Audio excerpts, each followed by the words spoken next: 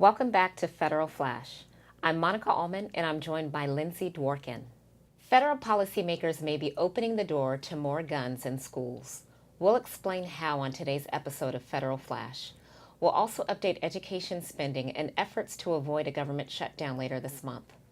On Wednesday, Senator Dianne Feinstein of California brought the debate over guns in schools to Judge Brett Kavanaugh's nomination hearing to be the next U.S. Supreme Court Justice. Senator Feinstein bemoaned the fact that, quote, someone would bring a semi-automatic weapon into a school and just mow down children and staff.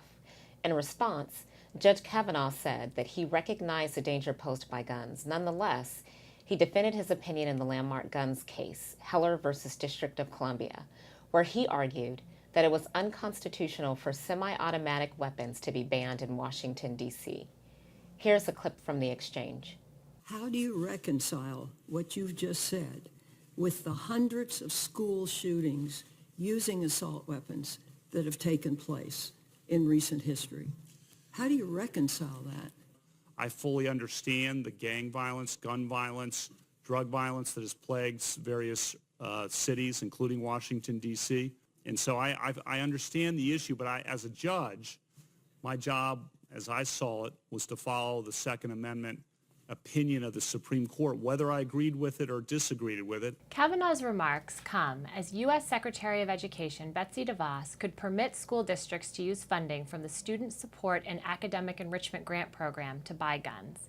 Created under the Every Student Succeeds Act, or ESSA, the program can fund three broad areas, including supporting safe and healthy students with comprehensive school, mental health, and other similar services. Funding for this program was increased after the tragic school shooting in Parkland, Florida, to help schools keep students safe, but few, if any, expected this money would be used to purchase guns or train teachers on how to use them. Here are a few words from our student guest hosts on the topic. We are all concerned about our schools being safe, given the string of mass shootings that have happened in schools. But will arming teachers really keep us safe? I don't think so. Last week, more than 214 Democrats in the United States Congress sent 2 letters to the Secretary urging her to reject any requests from states or districts to use federal money to buy guns. We hope she'll strongly consider their requests. You can read the letters at the links below. In response, DeVos sent a letter to Congressman Bobby Scott, the leading Democrat on the House Education Committee, saying that she has, quote, no intention of taking any action concerning the purchase of firearms or firearms training for school staff.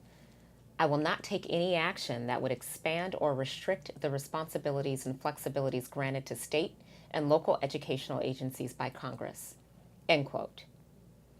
This is concerning because it appears she is saying that if a state wants to use these funds to purchase or train teachers on how to use guns, she has no intention of stopping them. All4Ed and many other organizations believe that Secretary DeVos has the authority and the responsibility to clarify that federal education funds cannot be used for firearm purchases. Since she won't step in, Congress needs to. House and Senate leaders have been racing to pass the annual spending bills. They are combining the major domestic spending bill that funds the U.S. Department of Education and several other agencies with the major defense spending bill to force bipartisan support for the legislation.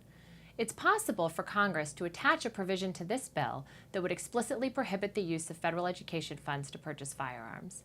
The politics of this are tricky. Doing so would decrease support for the legislation among conservatives who are already upset about combining these bills together. If you believe federal education funds should be used for books, not bullets, now is the time to contact your member of Congress. You can reach them through the Capitol switchboard at 202-224-3121. That's all for today. For an alert when the next episode of Federal Flash is available, email us at alliance@all4ed.org. Thanks for watching. Federal Flash is the Alliance for Excellent Education's video series on important developments in education policy in Washington, D.C. in 5 minutes or less.